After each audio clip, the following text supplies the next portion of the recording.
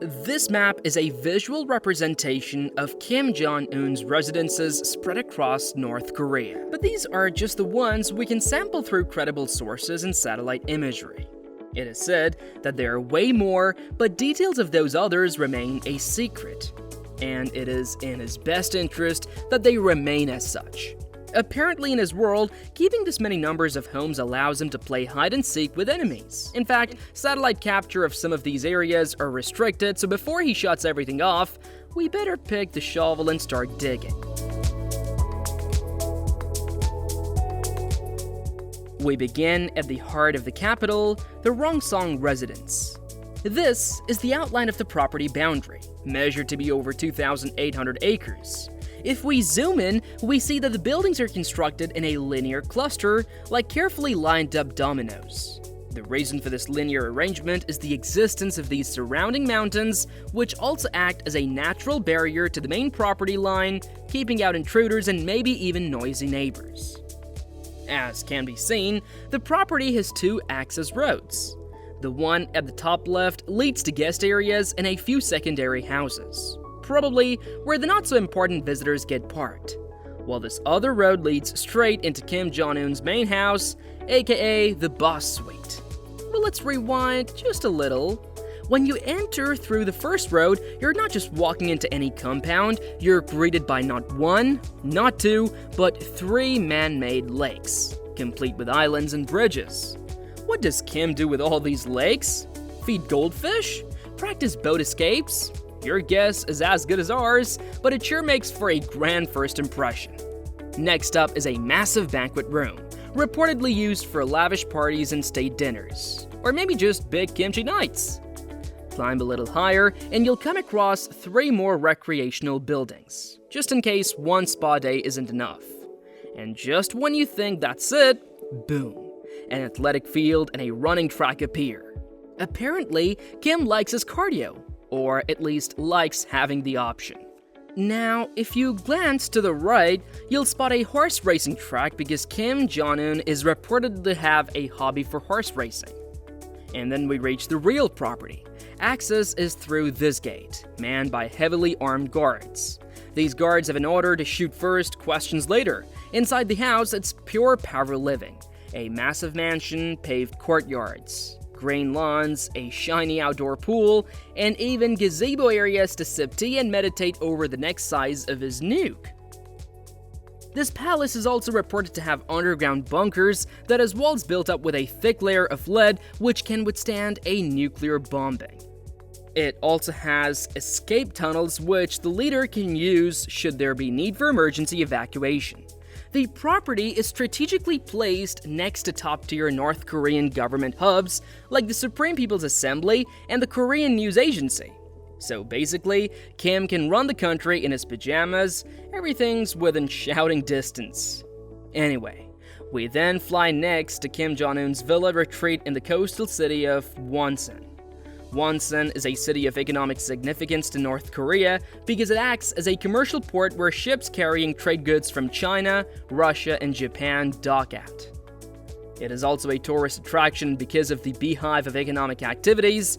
Kim Jong Un feels that he has to have a part of it. So you enter the property through this bridge, and when you look closer, you find that Kim Jong Un has built 1, 2, 3, 4, 5, 6, 7, 8, 9 villas. Of course, not to mention his massive house. It also has 3 jetties which serve both himself and his security personnel in case they need to access the sea. This first jetty also has a docking point for Kim Jong Un's private yacht.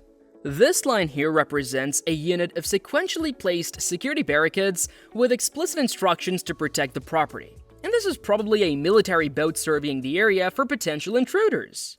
Before we move to the next property, let me just share how sorry I feel for North Koreans, and I'm sorry if I may be behind news on this one.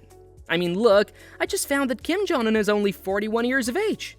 Like, North Koreans are never going to have elections. So think of it this way. His father, Kim Jong-il, died at 70 years, and if you take that as an average, and Kim Jong-un being only 41, it means that North Koreans are stuck with this authoritarian for at least the next 29 years.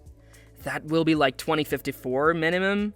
how many presidents will we have had by then?